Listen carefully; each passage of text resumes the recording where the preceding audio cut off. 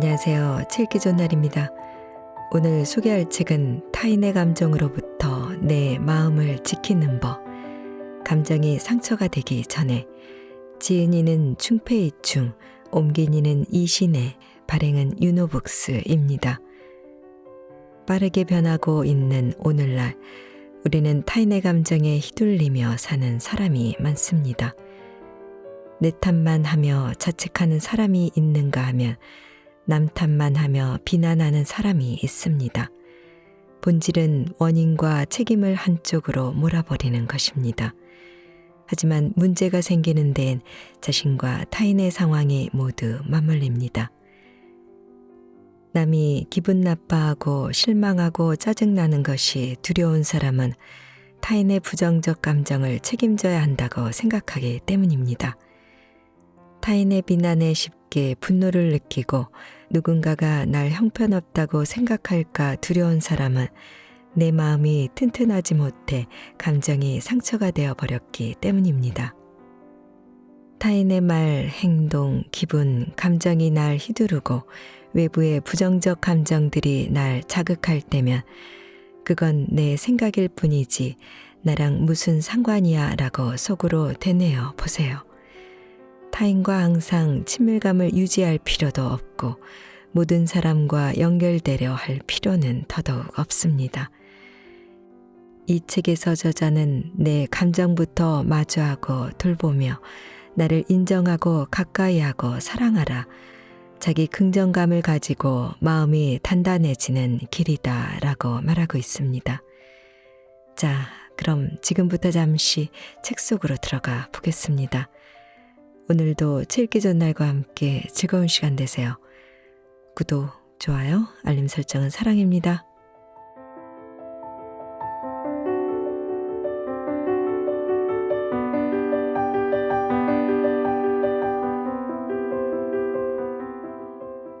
타인의 비난에 신경 쓰는 이유. 타인에게 비난당한 경험이 있는가? 넌 정말 형편없어. 넌 왜 제대로 못하니? 넌 성격이 정말 나쁘구나. 넌 보는 눈이 없어. 넌 여기도 저기도 다 별로야 라며 비난당한 경험 말이다. 이런 말을 들으면 화가 나서 한 대 때려주고 싶지만 힘이 없거나 법적인 문제가 생길까봐 두려워 말로 못 받아치게 된다. 말로도 반격할 수 없을 땐 속으로 끙끙 앓는 수밖에 없다. 그나마 상대방이 바른 말을 한 거라면 참고 넘어갈 수도 있다. 나에 대해 아는 것도 없으면서 이러쿵저러쿵 비난하는 사람도 있다. 그가 말하는 것처럼 당신은 형편없지 않은데 자기가 뭐라고 비난하는 걸까? 입이야 자기 입이니까 그도 말할 자유는 있다. 대신 더는 비난하지 못하도록 겁을 줘서 막거나 논리적으로 설득해 반박하지 못하도록 할 수도 있다. 그러나 무슨 수를 써도 그의 입은 그의 것이라는 사실은 변하지 않는다. 그가 뱉는 모든 말은 당신이 통제할 수 없는 그의 뇌를 거쳐 나온다는 사실도 변하지 않는다. 어쩌면 당신은 내 얘기만 안 하면 저 사람이 무슨 말을 하든 상관없어 라고 생각할 수도 있다. 아쉽지만 누구 얘기를 할지 말지는 그가 결정할 일이고 누구도 그를 통제할 수 없다. 미안하지만 그에겐 당신을 비난할 자유가 있다. 바꾸기 힘든 사실이다. 물론 당신에게도 반박할 자유가 있지만 타인이 왜 나를 비난하고 나무라는지 불평하기보다 스스로에게 질문해 보자. 당신은 왜 그렇게 타인의 비난에 신경 쓰는가? 외모에 대해서도 그렇다. 누구나 자신의 기준에 따라 의견을 말할 자유가 있다. 마찬가지로 행동과 성격에 대해서도 사람들은 자신만의 평가 시스템을 가지고 평가한다. 그에겐 당신을 비난할 자유가 있다. 당신에게도 당신만의 평가 시스템이 있다. 여기서 차이가 생긴다. 당신의 외모나 일처리 방식에 대해 각각 다른 평가 시스템을 가지고 있으니 당연히 서로 다른 결론을 도출할 수밖에 없다. 그는 당신이 형편없다고 고치라고 요구하지만 당신은 자신이 좋은 사람이라며 고칠 필요가 없다고 주장하는 일이 벌어진다. 서로 연관성이 전혀 없는 두 개의 평가 시스템으로 도출하기 때문이다. 똑같은 사과를 보고 사람마다 다르게 생각하는 것과 마찬가지다. 같은 사과라도 보는 사람에 따라 누구는 크다고 누구는 작다고 할 수 있다. 누구의 말이 맞는 걸까? 자기 말이 옳다고 서로를 설득해야 할까? 타인이 당신을 어떻게 보는지와 당신이 스스로를 어떻게 보는지는 완전히 다른 두 개의 독립된 관점이다. 타인의 의견에 화가 났다면 스스로에게 두 가지를 질문해 보자. 당신은 왜 그를 설득해 당신의 생각인 나는 형편없지 않다를 받아들이게 하고 싶은가? 그는 자신의 의견인 당신은 형편없다를 고수했을 뿐인데 당신은 왜 화가 났는가? 당신이 화난 이유는 나에 대한 상대방의 기준을 내게 맞추고 모든 사람이 내가 좋은 사람이라고 생각해 주길 바라기 때문이다. 달리 말하면 나는 내가 좋은 사람이라고 생각하니까 타인이 관점을 바꿔 내가 좋은 사람이라는데 동의하길 바라는 것이다. 당신에게 맞추라고 강요한다는 생각은 들지 않는가? 당신은 왜 둘의 의견을 일치하려고 하는가? 왜 당신의 생각과 그의 생각이 같아야 한다고 생각하는가? 무슨 이득이 있어서? 비난에 대처하는 유형. 그렇다. 우리의 잠재의식은 아무런 이득도 안 되는 일을 하라고 부추기지 않는다. 나에 대한 타인의 생각을 바꾸려는 이유는 친밀함이라는 이득을 얻을 수 있기 때문이다. 나는 내 생각을 바꾸고 싶어.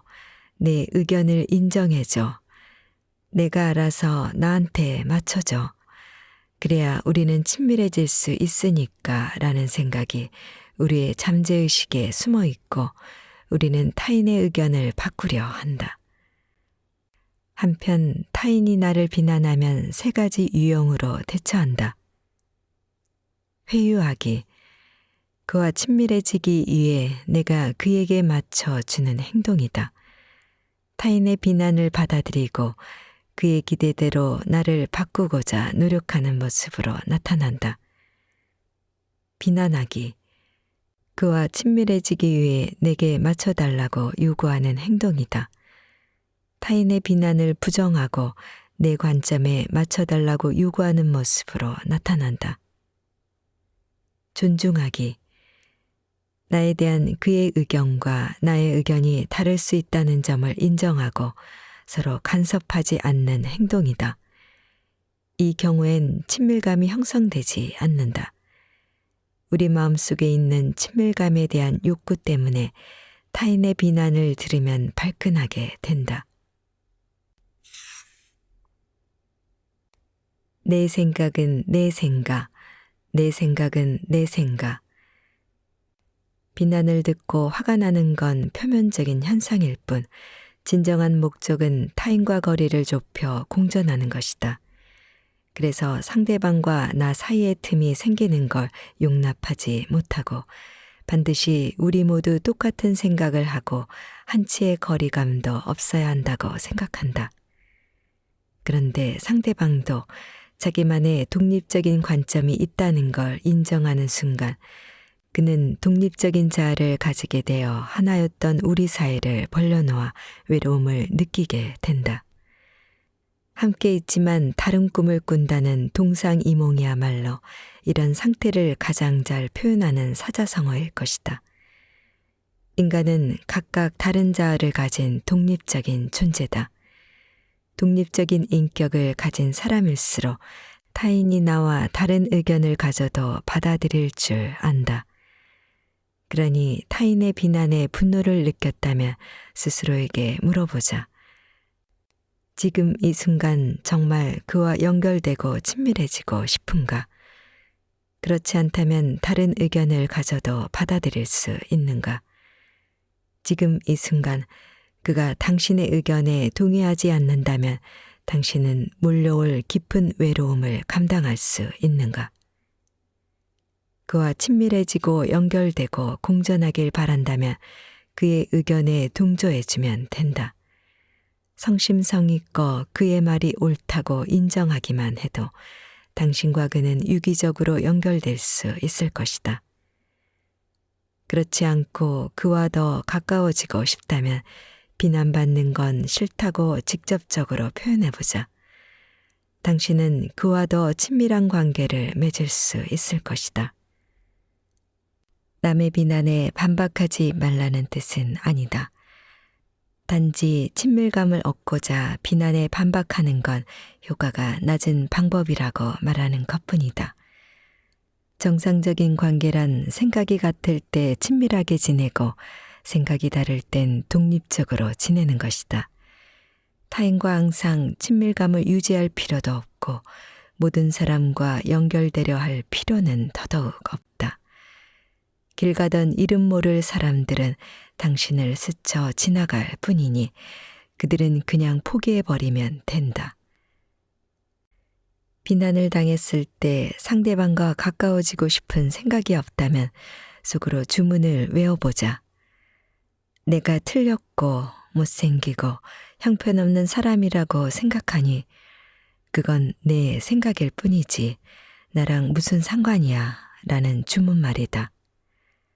자신이 상대방과 가까워지고 싶은 생각이 없다는 걸 깨닫고 나면 비난을 당하더라도 반박하고 싶은 마음이 들지 않을 것이다. 상대방이 당신을 몰아세워도 당신이 거부하면 그만이다. 당신에 대한 상대방의 평가도 당신이 거부하면 그만이다. 그가 당신을 어떻게 생각하건 당신과 아무 상관도 없다. 그의 생각을 바꾸려고 애써 노력하지 말자. 당신이 거부하면 그만이니까.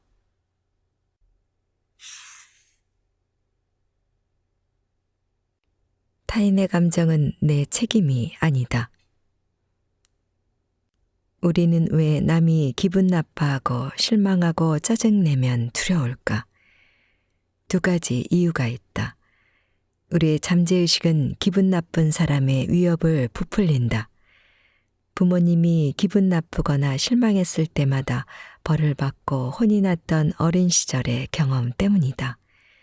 조건반사를 만들어내고 타인이 기분 나쁘거나 실망한 상황에 부딪히면 본능적으로 공포감에 휩싸인다. 남의 부정적인 감정을 내가 책임져야 한다는 생각에 회유하게 된다. 기분이 나빠지거나 실망하면 상대방은 당신과 심리적으로 멀어져야겠다고 결심하기도 한다. 관계가 끊어지진 않지만 심리적으로 멀게 느껴진다. 그래서 당신은 상대방이 기분 나쁜 채로 있는 것도 관계가 멀어지는 것도 받아들이지 못한다. 당신은 사랑이 필요하니까. 관계의 안정성을 내가 책임져야 한다는 생각 때문에라도 회유하게 된다. 상대방이 당신의 약점을 치고 벌줄 힘까지 있다면 당신은 너무 두려운 나머지 안전함과 사랑을 얻으려고 상대방을 회유하게 된다.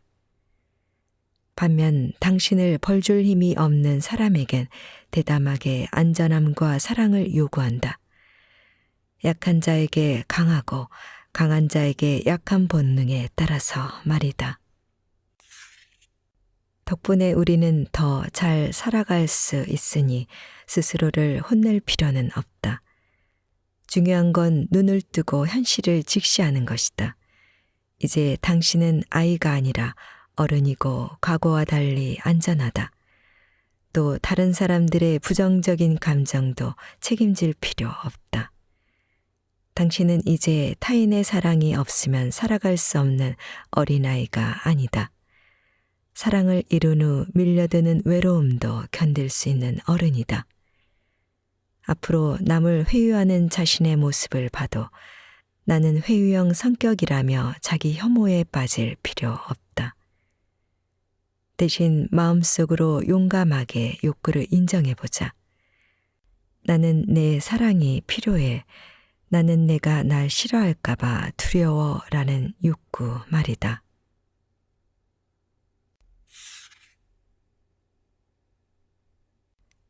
내가 나를 인정하는 게 먼저다. 우리는 두 가지 방법으로 남이 우러러보는 대단한 사람이 될 수 있다. 첫 번째는 남에게 증명할 수 있을 정도로 노력해 진짜 대단한 사람이 되어 타인의 인정을 받는 방법이다.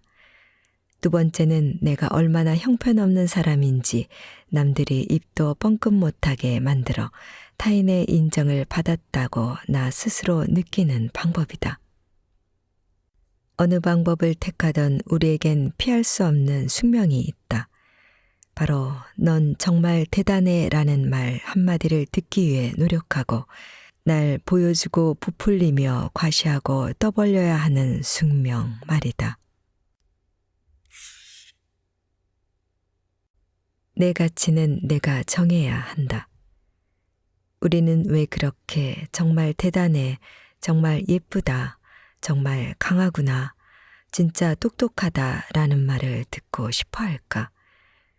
동시에 우리는 남이 날 별로라고 말하고 다닐까봐 걱정한다.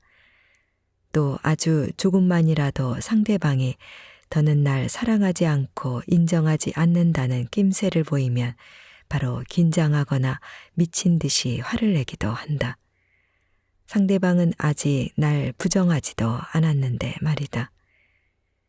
우리는 적극적이고 직접적으로 날 인정한다는 걸 표현하지 않으면 날 부정한 거나 마찬가지라고 생각한다.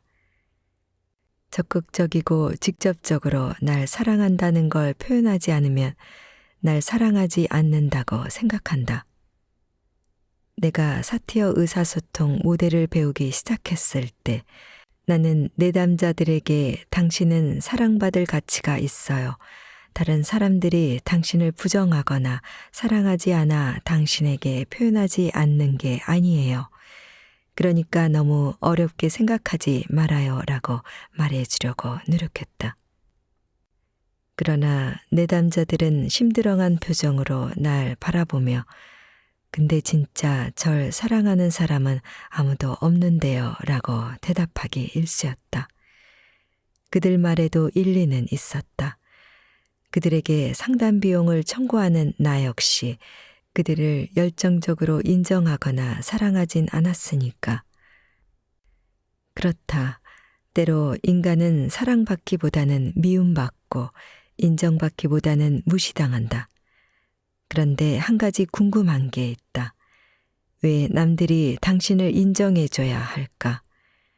왜 당신은 그토록 남의 인정을 받고 싶은 걸까?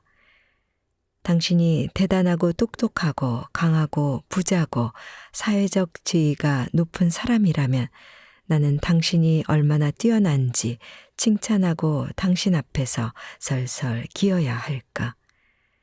그런가 하면 당신이 착하고 예쁘고 귀엽고 순진하고 불쌍하고 약하다면 나는 당신에게 양보하고 찬양하고 격려하고 항상 사랑한다고 말해줘야 할까? 더 직설적으로 말해보자. 당신이 잘나든 못나든 남들과 무슨 상관이란 말인가? 솔직히 나는 더 직설적으로 말하고 싶다. 당신이 제 아무리 대단하고 귀엽다고 해도 무시당하고 부정당하는 일은 항상 일어나게 마련이라고 말이다. 자신의 가치를 스스로 확신하지 못하는 사람은 외부와 타인으로부터 인정받는 걸 갈망한다. 내가 어떤 사람인지 확신하지 못하는 순간 남이 해주는 넌 정말 대단해라는 말을 통해 내가 잘난 사람이라는 걸 확인받고 싶어진다는 뜻이다.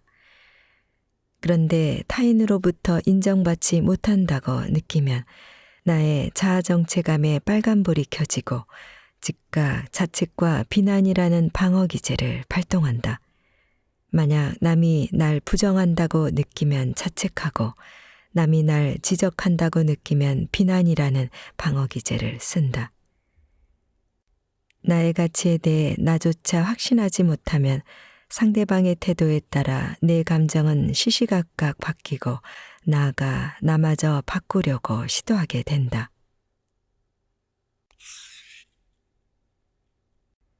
내 가치를 알아야 타인을 인정할 수 있다.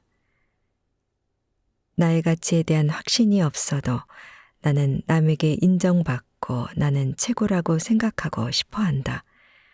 삶에 대한 기본적인 욕구, 즉 에로스적인 행동이라고 볼 수 있다. 그래서 항상 자책만 하면서도 누가 날 부정하면 민감하게 반응하고 누군가가 날 지켜 세워주길 간절히 바란다. 자기 부정이 심한 사람일수록 타인에게 더 인정받고 싶어 한다. 자신을 인정하지 못하니 남에게 더 많은 인정을 바라는 건 당연하다. 그런데 심각할 정도로 자신을 인정하지 못하는 사람은 자신에 대한 부정을 타인에게 투사한다. 그리고 내가 봐도 나는 형편없는 사람이니까 남들도 나를 형편없다고 생각하겠지라고 생각한다. 자기 부정의 강도보다 훨씬 더 큰 강도로 누군가 칭찬해 주거나 인정해 주지 않는 이상 자신이 훌륭하다는 사실을 믿지 못하기 때문에 남들이 아무리 훌륭하다고 평가해도 전혀 눈치채지 못한다. 그토록 타인의 인정을 갈구한 이유가 여기에 있다. 타인에게 인정을 받아야만 자기 부정의 감정에서 벗어나 나는 내 생각만큼 형편없지 않을지도 몰라, 나는 꽤 괜찮을지도 몰라라고 느낄 수 있기 때문이다. 자신을 비난하면 비난할수록 남에게 인정받고 싶은 마음은 커진다. 맞다. 지금의 당신은 결핍 상태다. 어린아이는 자신의 이미지를 확인하고 싶어서 계속 남에게 인정받길 갈구한다. 그런데 부모님이 아이를 충분히 칭찬해주고 인정해주기보다 단점을 지적하며 혼만 낸다면 아이는 유년기 때부터 자신의 존재를 형편없다고 각인시킨다. 인정은 칼슘처럼 인간의 마음에 꼭 필요한 영양소다. 그래서 아이는 어른이 되어서도 타인에게 이 영양소를 달라고 애원한다. 시계를 되돌리려고 시도하듯 어린 시절에 부모님이 내게 해주지 않았던 칭찬과 인정을 얻으려고 시도하는 것이다. 몇 번이 되었든 잠재의식 속에 남아있는 형편없는 아이라는 이미지를 지우려고 거듭 시도한다. 끊임없이 당신을 격려하고 인정하고 자기 부정을 깨트리고 이미 뿌리내린 이미지를 바꿔주는 좋은 연인이나 심리 상담사를 만나지 않는 이상 이런 시도는 매번 실패하기 마련이다. 자기 가치를 잘 아는 사람만이 타인의 장점과 아름다움을 발견하고 칭찬할 수 있다. 그런데 그런 사람이 되기란 참 어렵다. 우리 세대는 부모에게 혼이 나며 자라거나 인정받지 못하고 자랐다. 그래서 우리 세대는 번듯해 보이는 겉모습과 달리 마음속에 자기 부정이 가득하다. 자신의 장점도 보지 못하는 사람에게 타인의 장점을 발견할 능력이 있을까? 당신이 형편없기 때문에 비판, 부정, 비난을 당한 게 아니다. 스스로를 비난하고 트집 잡는 일이 몸에 배어버린 사람들이 당신에게 똑같이 행동했던 것뿐이다. 평생을 남의 단점을 찾아내는 일밖에 할 줄 모르는 부모로부터 조용히 하라고 강요당한 사람들에겐 남을 인정할 능력이 없다. 그들에게 당신을 인정할 능력이 있더라도 꼭 당신을 인정해줘야 할 이유는 없다. 인정하느냐 마느냐는 그의 일이고 권리이니까. 날 인정하고 사랑해 주기. 타인이 당신을 사랑해 주기 전에 당신은 스스로를 사랑해 줬는가? 당신은 스스로를 인정하지 못한다. 그래서 타인이 당신을 인정해 주길 갈망하게 된 것이다. 자신을 완전히 부정하고 있는 상태에 마이너스 100점을 준다고 가정해보자. 누군가 당신에게 100점짜리 인정을 해줘야 심리적 균형을 맞출 수 있다. 타인이 당신에게 30점짜리 인정밖에 주지 않으면 항상 인정에 목마른 상태가 될 수밖에 없다. 이런 상태가 되면 타인의 칭찬은 들리지 않고 비난만 귀에 들어온다. 30점짜리 인정을 받아봐야 당신이 안고 있는 마이너스 상태의 자기 부정을 조금 상쇄시킬 수 있다. 그리고 당신은 남아있는 70점짜리 자기 부정의 감정을 투사해 상대방이 당신을 70점만큼 부정한다고 느낀다. 반면 인정 점수를 80점까지 올리면 상대방으로부터 20점만 얻어도 100점을 채울 수 있으니 집착을 버릴 수 있다. 이런 상태가 되면 타인이 주는 별것 아닌 인정 점수도 기꺼이 받아들이고 애매모호한 형태의 칭찬도 금방 알아들을 수 있다. 자신에 대한 인정 점수가 100점이면 마음 부자가 된다. 별로 인정을 받지 못해도 괜찮다. 얼마를 받든 인정 점수는 100점을 넘었으니까 마음이 넉넉한 사람이 될 수 있다. 남이 인정해 주지 않아도 자신의 가치를 잘 알고 있으니 평온한 마음을 유지할 줄 알게 된다. 인정 점수가 충분하다면 영향력이 엄청난 사람이 마이너스 100점짜리 점수를 주며 인정 방어선을 넘지 않는 이상 누가 당신을 부정하든 당신은 자기 부정의 감정에 매몰되지 않고 남의 의견을 객관적으로 판단할 수 있게 된다. 그렇다면 자신을 인정하는 방법은 어떻게 배울 수 있을까? 당신도 사랑받을 자격이 있다는 사실부터 깨달아야 한다. 누군가가 당신을 사랑해줘서 당신에게 사랑받을 자격이 생기는 게 아니다.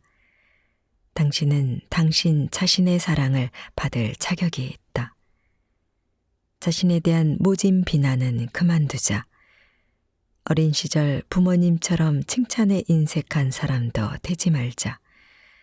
자세히 살펴보면 어린 시절 부모님이 혼냈던 것처럼 당신도 지금 당신 자신을 혼내고 있다는 걸 알 수 있을 것이다.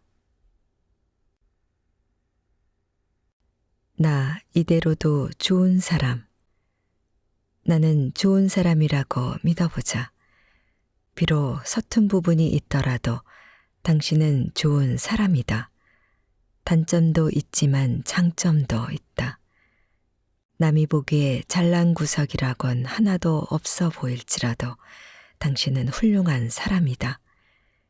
기술이나 돈은 없어도 당신에겐 착한 마음씨, 훌륭한 인격, 그리고 절대 포기하지 않는 용감한 마음이 있다. 자기를 인정하는 건 자신을 올가맨 줄을 푸는 과정이다. 내가 못났는지 잘났는지를 가지고 내 능력과 성격을 판단하지 말자. 당신은 존재만으로도 멋지고 아름답다. 그 사실을 증명받기 위해 고생할 필요가 없다. 남이 당신을 멋지다고 하든 형편없다고 하든 개의치 말자. 나를 위해 살고 나의 양심에 꺼리낌이 없으면 된다.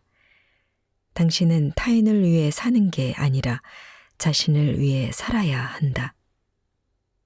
당신이 하고 싶고 오랫동안 꿈꿔왔고 법에 저촉되지 않고 도덕과 양심의 가책을 느끼지 않는 일이라면 모든 사람이 부정하더라도 시도해 보자. 그런 다음 자신에 대한 기준을 바로 세워보자. 내가 잘난 사람인지 못난 사람인지는 내 결정과 평가 기준에 따라 달라진다. 당신이 잘나든 못나든 타인과는 상관없는 일이다. 남이 당신을 인정하건 부정하건 당신에게 당신보다 더 중요한 존재는 없다. 스스로를 인정하지 않으면서 남이 인정해 주길 바라는 사람을 어떻게 생각하는가? 남이 자신을 인정해 주지 않으면 슬퍼하거나 화를 내는 사람을 어떻게 생각하는가?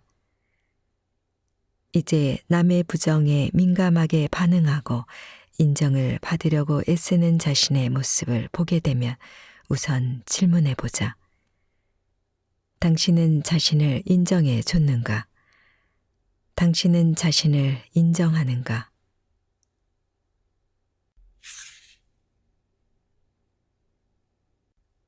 나를 사랑하되 올바르게 사랑하자. 자신을 사랑하는 방법을 배우고 싶다면 타인은 어떻게 사랑하는지를 이해해야 한다.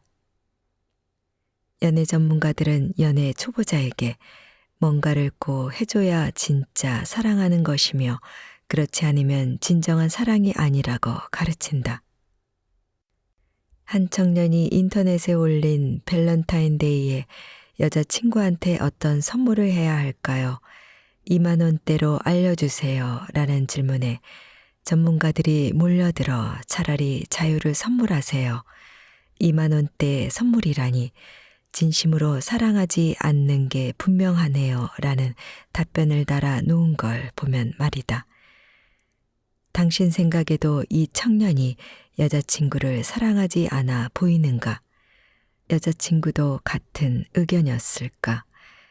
우리 같은 제3자는 내가 그 청년의 여자친구였다면 사랑받지 못한다고 느꼈을 거라고 짐작할 뿐이다. 그러면 타인이 날 사랑하는지는 어떻게 알 수 있을까?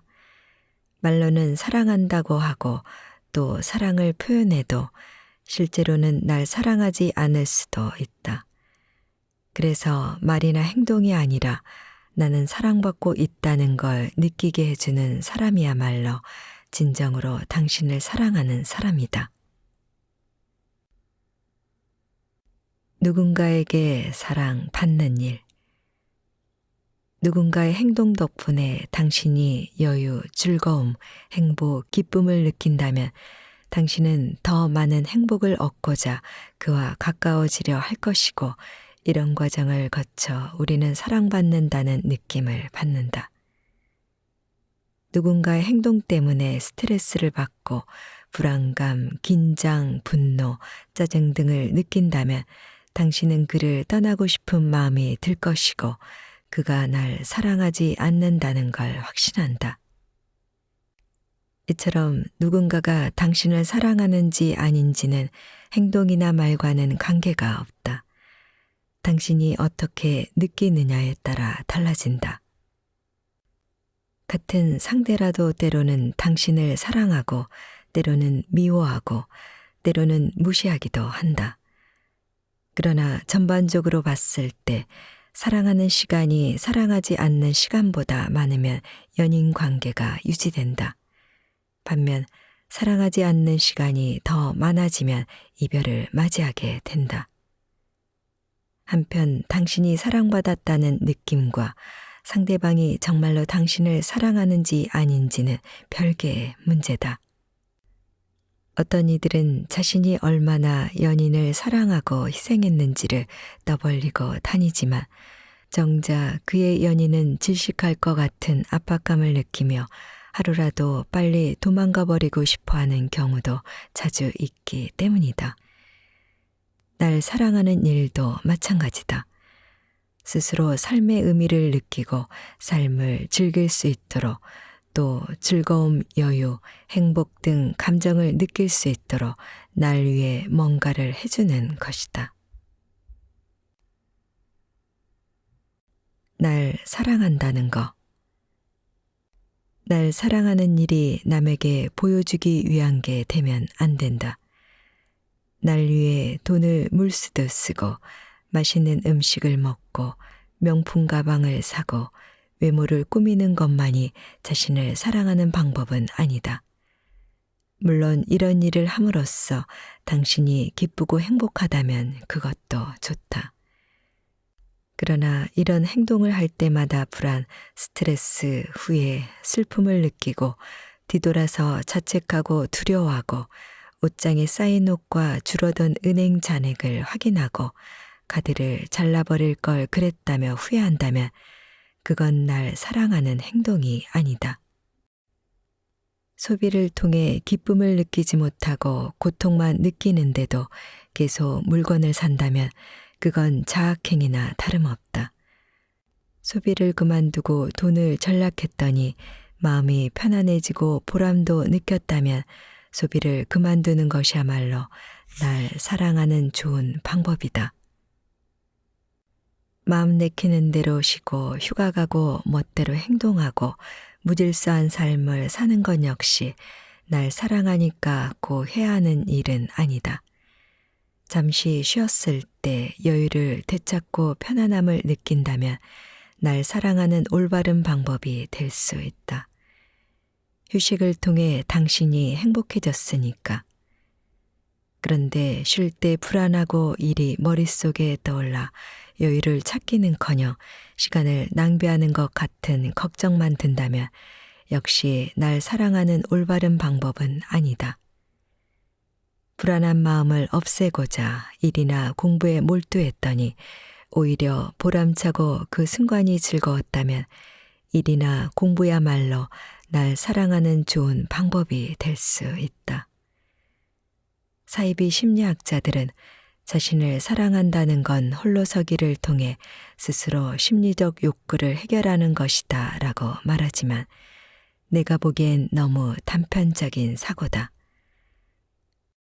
혼자서도 능수능란하게 일을 처리할 수 있거나 어려움을 극복한 후 성취감과 자신감을 느낀다면 혼자 있는 게 날 사랑하는 방법이 맞다. 당신은 정말로 혼자 행동하는 과정과 그 느낌을 즐기니까.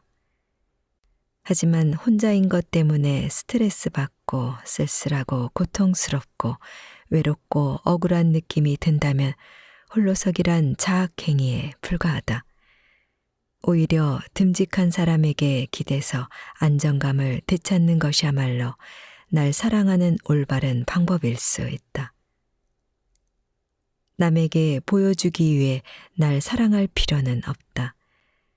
타인의 말에 좌지우지 되지 않는 것, 그것이야말로 날 사랑하는 올바른 방법이다. 사람마다 행복의 기준이 다른 것처럼 말이다.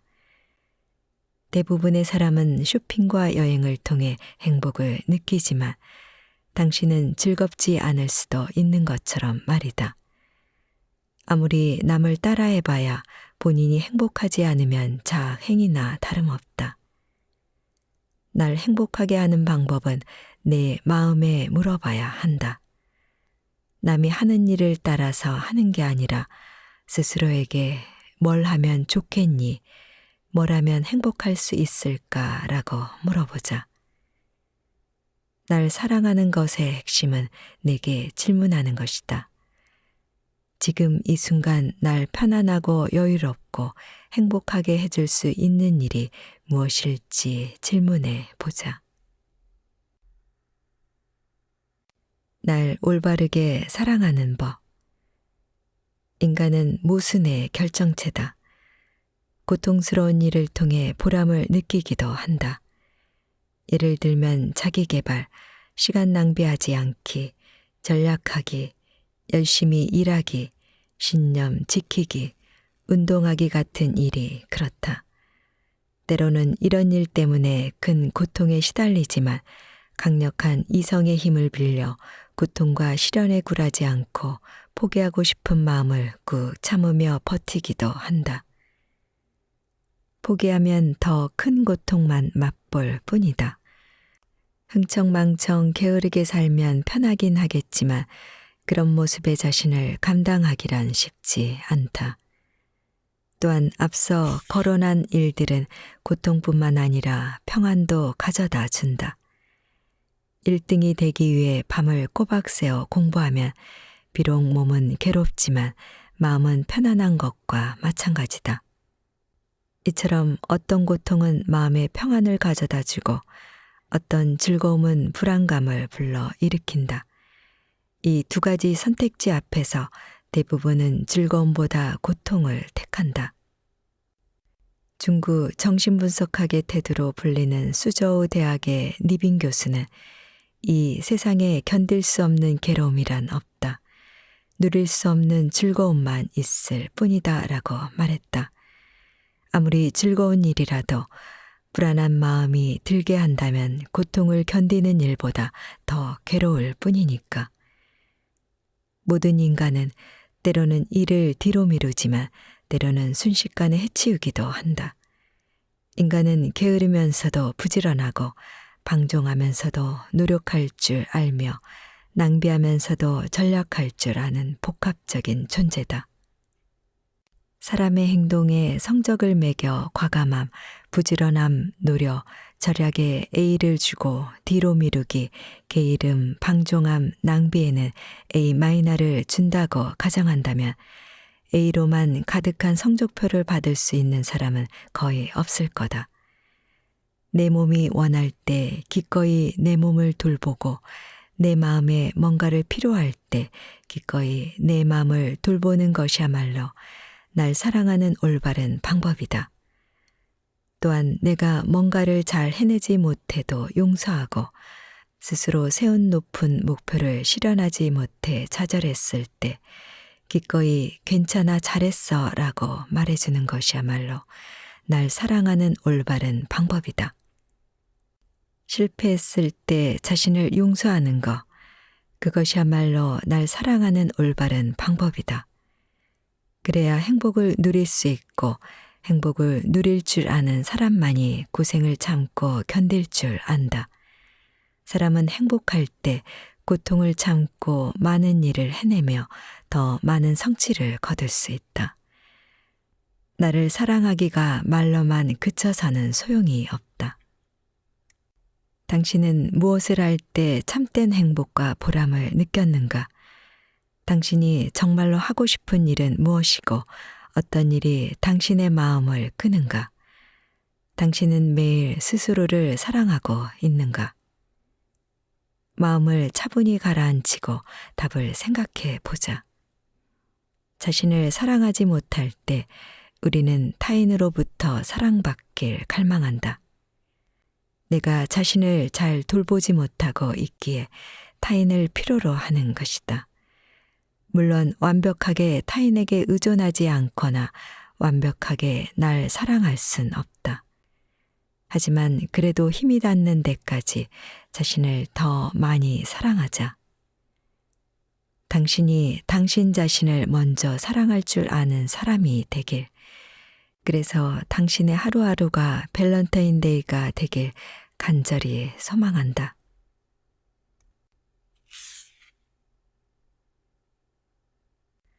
사랑을 즐기고 상처를 감당하라. 현실 검증 능력은 당신을 현실에 더 가까이 다가가게 만들어 줄 순 있지만 현실에 완전히 녹아 들어가게 해줄 순 없다. 잘못된 방법으로 부정적인 감정을 드러내면 상처받을 수 있다는 점, 누군가와 친밀한 관계가 되면 마음의 상처를 받을 가능성이 생긴다는 점을 알아야 한다. 한 운동선수에게 당신은 부상당한 적이 있나요? 라고 물어본 적이 있다. 그리고는 부상당한 경험이 있는데 왜 운동선수로 계속 활동하나요? 라고 질문했다. 그러자 그는 저는 운동을 사랑하기 때문에 부상을 감수합니다. 또 제 몸의 회복력도 믿기 때문에 부상당해도 운동을 계속하지요. 라고 대답했다. 인간의 마음도 그렇다. 모든 인간의 마음에도 회복력이 있다. 대부분의 사람이 슬픔을 극복하고 다시 일어서는 이유다. 그러니 우리에게도 부상을 감수할 능력이 있다는 걸 기억하자. 운동선수는 운동을 시작하기 전에 두 가지를 철저히 준비한다. 1. 부상을 방지하기 위한 최대한의 보호 조치. 2. 부상을 당할 수도 있다는 것에 대한 심리적 준비. 사람과 관계를 맺을 때도 마찬가지다. 보호 조치란 현실 검증을 뜻한다. 상대방이 어디까지 감당할 수 있는지를 확인한 후에 부정적인 감정을 드러내거나 기대야 한다. 그러나 의존은 상처를 입힐 가능성이 있으니 상처를 입거든 묵묵히 받아들일 줄도 알아야 한다. 따라서 우리는 마음의 회복력을 강화해야 한다. 친밀한 관계를 만드는 건 모험이 뒤따르니 상처받지 않는 관계가 있을 거라는 기대는 버려야 한다. 상처와 사랑은 관계를 맺는데 필수적인 요소다. 중요한 건 사랑이 찾아왔을 때 사랑을 즐길 줄 알고 상처받았을 때 상처를 감당할 줄 아는 것이다. 언젠가 한번 나는 짝사랑했던 예쁜 아가씨에게 메시지를 보냈지만 그녀는 내 생각을 전혀 하지 않았던지 답장을 하지 않아 조금 슬펐다. 하지만 나는 계속 슬퍼하지도 않았고 모든 사람에게 마음의 문을 닫아버리지도 않았다. 비록 그녀의 답장을 받고 싶은 마음은 계속 있었지만 말이다. 참 소중한 경험이었다. 조금의 상처에도 마음의 문을 닫아버렸던 예전의 나와 비교하면 훨씬 더 좋은 상태가 되었기 때문이다. 고등학교 때까지 나는 남들에게 절대 내 마음을 먼저 내보이지 않았다. 그래야 나를 보호할 수 있다고 생각했다. 하지만 나는 더욱 내향적인 사람이 되어 갔고 내 안에 부정적인 감정이 쌓여만 갔다. 심리학을 배우고 난 후 생각과 방법을 바꿀 수 있었다. 원하는 게 있으면 적극적으로 나서되 내 마음대로 되지 않을 땐 용감하게 불편함을 감수하기로 말이다.